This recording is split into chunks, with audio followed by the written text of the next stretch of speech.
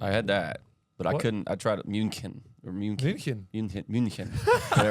I got it the other night on stage. Nice. I wanted to say it right, and I tried to learn Cologne, and I was just like, there's no like good way to yell it. No, you know, yeah. What's up, you know?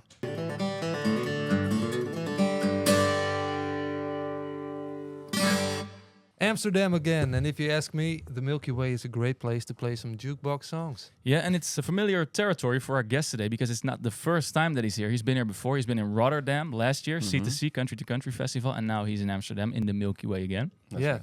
This is Countrykoorts, a podcast in which we give country music the credits and the attention that this genre deserves. Yeah, it's us, Floris van der Woude. And Tom Myers. And we always do that with someone who shares our passion for country music. Well, today, it's very obvious. It's Mr. Drake Milligan. I would introduce him because it sounds like something I do. He's only 26 years old, but is working his way through the music industry for quite a while now. He's a former Elvis impersonator, but he can do a pretty good Luke Bryan impression as well. I heard John Anderson and another couple of ones. All the way from Arlington, Texas, here in Amsterdam, joining us for Countrykoorts, Drake Milligan. Hey, y'all. Hey, man. We're very happy to have you here. Yeah. Would you be here if it wasn't for Gene Simmons? Yeah, who knows? I don't know. Funny story about that. My manager, Leslie Greif, is really good friends with Gene Simmons. Leslie produced the Gene Simmons Family Jewels series, and he's really, really tight with Gene. And I've gotten to hang around Gene a few times, and he's a really smart guy. Really, and loves country music. We've talked a lot about country music. He's a big Ronnie Milsap fan. Cool. Loves Ronnie Milsap. Cool. Yeah. But yeah, you know, and Gene's a really smart guy, business savvy. And when we were trying to decide whether to do America's Got Talent, Leslie called Gene up and asked him what he thought. And he's like, you know, I do my best, Gene. He's like, well, I see it this way. If, you know, if he's like, if you can either go on, you know, and do, you know, play for 100 people at a time for the next 6 years, you know, and hopefully build it that way. Or you can go ahead and get in front of 1 million people, 10 million people, and if it works, it works. If it doesn't, it doesn't. You know, if it doesn't work, you're back to the other option. So, and it made a lot of sense. You know, he was right, and so yeah, he kind of convinced me to do it because I was skeptical. You know, I was skeptical about going on that show, but I'm glad I did. Yeah, because now you're here in Amsterdam, in the Netherlands. What Floris told us a second time. How do you like the Netherlands? It's great. Yeah. Yeah. So good. far, so good. Good to have you back. What do you like the most about the Netherlands? Well, the beer's good. I like the beer. It's just fun. Amsterdam's just it's just a one of a kind city too, you know. And I didn't get to see a lot of, you know, when we went to Rotterdam last year, I didn't get to see a lot of it. We did spend a day in Amsterdam last year when we came over.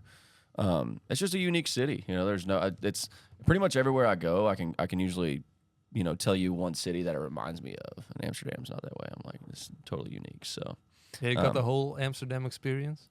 Not really. I haven't gone out or anything, or had seen the nightlife or anything like that. So yeah, last time we came here was just kind of doing some of the touristy stuff. We went on a boat ride and canals and stuff. How do you feel about, because you're quite young and you're well, it's the early days of your career more or less, but you've been to Europe and to the Netherlands quite a lot already.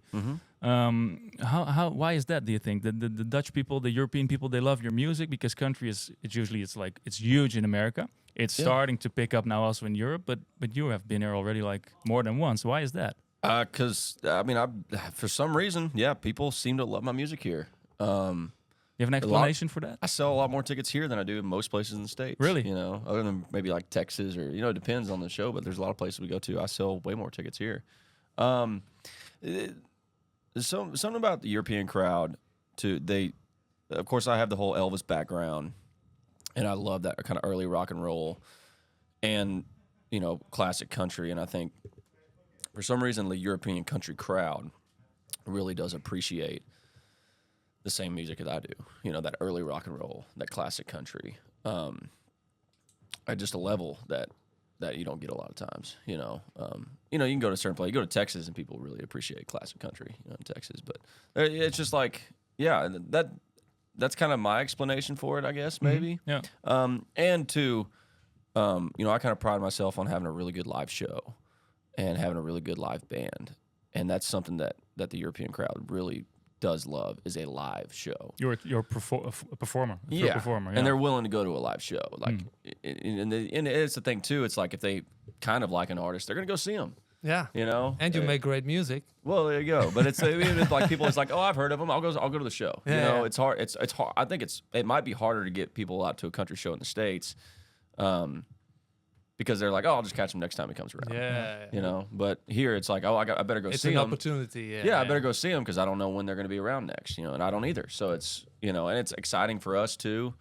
Yeah, it's definitely an interesting thing, man. I mean, and there's a lot of like, we just went through Germany, and you know, there's a lot of like country lifestyle out there. You know, I mean, a lot of like country lifestyle people. So it's, you know, they can kind of relate to that part of the music too. Yeah, talking about country lifestyle when you're driving. I don't know. Do you own a pickup truck? Do you have a pickup truck? What kind of truck do you have? Yeah.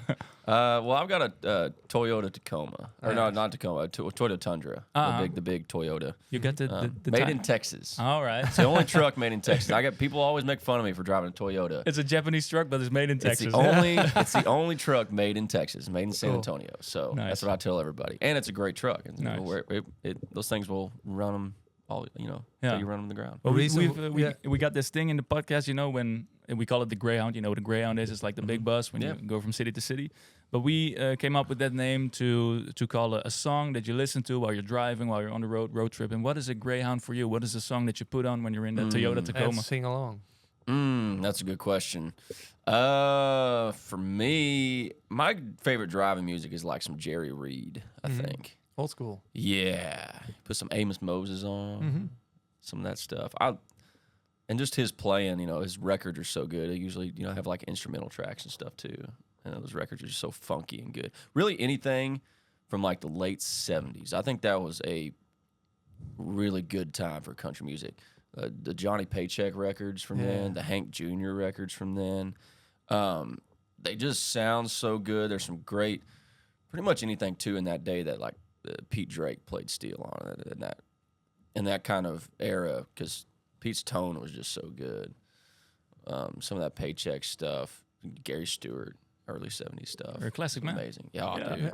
Yeah. And also you're that stuff I love. A big George Jones fan also. Yeah, I love Jones. Jones is one of the best, you know, singers ever. And there was a lot of Jones growing up. There's a famous story my dad likes to tell that Tell about us. 9 months before I was born, my parents went to a George Jones concert. And so I don't really like There's a talking little about George it that much. Jones I don't really in like there. thinking about it too much. Maybe you were But they made after did. the George Jones concert. They did go to a George Jones concert, you know, about 9 months before I was born. So, you know, I guess I got that going for me. Yeah. But I don't like to think about that too much. Not too much. no. Besides George Jones, you're also a big Merle Haggard fan. Oh, yeah. So I'm very curious now, who's the better impersonator, Merle Haggard or Drake Milligan? Oh, Merle. Merle was great. Yeah. Merle did a lot of good impressions, man. He did. I love his Marty Robbins. His Marty Robbins is good. I told Mary about us, told her about a great sin. And I love all those videos, you know, when he would do all those impressions, and then Merle would come out, or Buck would come out. You know? I just saw that video with Cash, and that Buck Yeah. Owens told Merle Haggard, "Why didn't you do Johnny Cash?" Well, he might shoot me, and then he just comes on stage and then sings along with him. It's really great. Yeah. But John Anderson, you can do, and Ronnie Dunn, I heard. Yeah. Why, can you give us some? I'll give you some John. Here's my favorite bit with John Anderson. I've always wanted to hear that. John Anderson is one of my favorites. I think he's just one of the poets of our generation, especially. Just his songs are so great. Did you and I like love his voice. Did you like the album that they like redid again with like Luke Combs singing Seminole Wind? Did you like? I don't that, know if I or- heard that. I don't know if I checked that I'll out. show you. Yeah, I'll have to check that out. But here's my bit. I always want to hear John Anderson sing "Boulevard of Broken Dreams" by Green Day. You know, I walk a lonely road, the only one that I have ever known. Don't know where it goes, but it's home to me, and I walk alone. That's so good, Wouldn't it be man. great? Nice, You nice. could So do a good. totally cool country version. of I'm that, and it could wondering. be Do you know so Green Day? cool. Yeah, Oh, sure. you know Green Yeah, Day, of okay, course. because you only listen to country music. So I was I thinking only listen like, to country music, though, do you but know this Green song Day? I But know this that. song you know, Yeah, all right, yeah, nice, sure, yeah, sure. yeah, good. Hey, a lot of inspirations we heard already. Merle Haggard. We are a bit on time, so we have to go quick through our schedule. George Strait is like maybe one of the biggest Texas country stars. Yeah. Where would you consider yourself right now? Because you're a Texas guy. There are a lot of guys, Cody Johnson, John Party, who are Part of the stars. Texas community, more Yeah, or less. exactly. Yeah. How do Yeah. you put yourself in there? You know, it's an interesting thing. You know, I'm Texan through and through. I mean, that's just, you know, just who I am. Yeah. You know, I've always made my music in Nashville, but I've always kind of kept that Texan attitude about me and kept, you know, my influences are a lot of that kind of, because we have the Texas scene, right? That Cody came out of, Parker came out of. You know, when I was coming up or growing up, really, it was Randy Rogers, Wade Bowen, Pat Green. Also, a great album, "Hold My Beer." Oh Hold My yeah, Beer for him yeah, too, with Bowen Wade Randy. and yeah, dude. Rodeo Clowns. Dude, those guys are so. We went to so many of those kind of like Texas country music shows, and those guys had a career at, you know, at a certain point of just traveling in Texas. It was huge in Texas, and I thought everybody knew about their music because it's amazing. It's great music. And there was a few guys that really burst out of that scene, like Pat Green had some big old hits and stuff like that. But it was that weird attitude of, you know, Texas for a while, that Texas didn't mess with Nashville and Nashville didn't mess with Texas. Like they didn't mix. But at the same time, my favorite guy is George Strait. Okay, George has never moved out of Texas. He never lived in Nashville, but he's always made his music in Nashville with Nashville songwriters, Nashville musicians, because those are the best in the world. But he's always kind of stayed true to himself and cut songs that were true to, you know, kind of Texan true. That's kind of where I see myself, is like I'm always raising that flag, and I'll be a Texan till I die, you know. And for now, it's like I kind of have my base in Nashville, just because it's easier when I'm on the road. I'm able to write. Do you like living there, or you miss fine. Texas sometimes? I miss Texas. I wish I could live in Texas right now. What do you miss about it most? Is it the people? Is it what is it? It's a vibe. I don't know. We're from the I'll Netherlands. explain it to you this way. As soon as I if I fly back home, or if I'm driving, you know, we're driving the bus, or I'm driving back home or whatever. As soon as I cross that state line, it's like, it's like a weight off my It's shoulders. the same here when I go above the rivers. You Yeah. know, I'm from the countryside of the Yeah. Netherlands, and he's a city boy. But if I go across that river, I'm like, oh yeah, Yeah. that's a easy go, and it's it's a Less weight off your traffic shoulders. also. Yeah, Yeah. a lot So of that's less traffic, it for me. There's just an attitude about Mhm. Texas too that I just love. I always feel inspired when I go back home. So, but that being said, Nashville is the place to be if you're going to make, I think, really good country music, because you can't beat the musicians that are there. You can't beat the songwriters that are there, the engineers, the studios, the producers, everybody. It's such a machine there that you can take advantage of that. And George Strait did, and made some great records. But it was always, you always felt like he was Texan. You know, nobody in the Texas music scene was like, oh, George Strait's too Texan. And I get accused a lot of times, you know, when I first went out, tried to go to radio with my stuff. You know, you have your Texas music radio stations, and you have your, you know, nationwide stations. Well, it's like they wouldn't play me on Texas music stations because they're like, yeah, he's a Nashville artist, Yeah. and then they wouldn't play me on, you know, the big radio stations because like, oh, he's a Texas artist. I'm like, Unbelievable. Yeah, That's like- still going on. It's like, there was a little bit of that, but I mean, they've come around now. But do you I try get played on both to now. do you try to bring some, I don't know, some Texasness into Nashville? Because usually you have like the perception of Nashville of like, you know, Glenn Campbell, Rhinestone Cowboy, like Showbiz, Sparkles, Neon, like the well, I'm whole a lot shebang. of that too. And Texas is more like I don't know, like more Rough and raw. tumble, yeah. Exactly. Yeah. Do you try Yeah. to bring some Texas into Nashville? A little bit. I guess I'm a mix of that. If you're talking about it in that way, I mean, I love Showbiz. I'm a big Elvis fan, so Yeah. you know the guy wore Talking about bedazzled rhinestones, yeah. jumpsuits. So yeah, I mean, so I guess I got a little bit of both in there. I just like to take, you know, and nowadays especially the sound, like, you know, Texas, especially the Texas music scene, really carried that whole traditional country music sound when Nashville really wasn't anymore. Is that the biggest difference between Nashville country and Texan country if you look at it that way? At a certain point, I think it was. Now, you're seeing a lot of traditional country music in both of them. Yeah. And there's a lot of Texas country music that doesn't sound very country either. Mhm. You know, so you know, there's kind of a mix in both. And there's great stuff in both, but you're seeing a lot of Texas artists now. It's like, you know, Cody, who comes to Nashville to work, but is a true Texan. Parker McCollum, you know, has come to comes to Nashville to work. They all live in Texas now. Or at a certain point, you know, Parker had moved to Nashville and then moved back.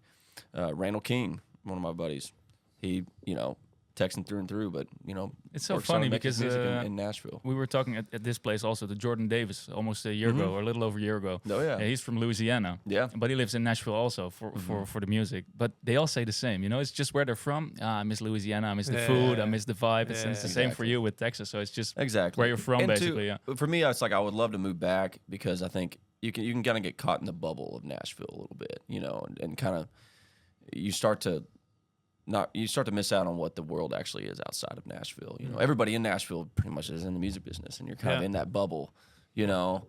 And you kind of once you step outside of that, you kind of realize there's a whole world out there. And I think it's important as an artist to kind of understand who you are and be different, you know. Because then if you're just looking at chasing whatever Nashville is, it's going to change tomorrow anyways. So you might as well do your own thing. Talking about business and music, when does your new album coming out?